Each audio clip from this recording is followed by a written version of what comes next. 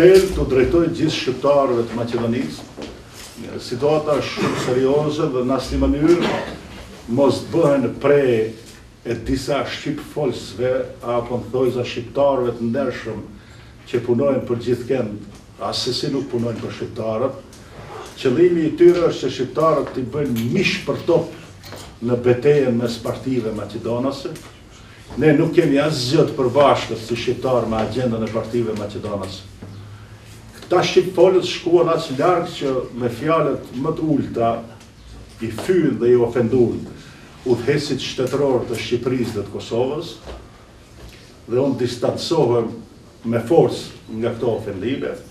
Do apeloj të gjithëve që ne të rikthehemi agjendës tonë kombëtare, si shqiptarët Maqedonisë dhe në përgjithësi si shqiptarë.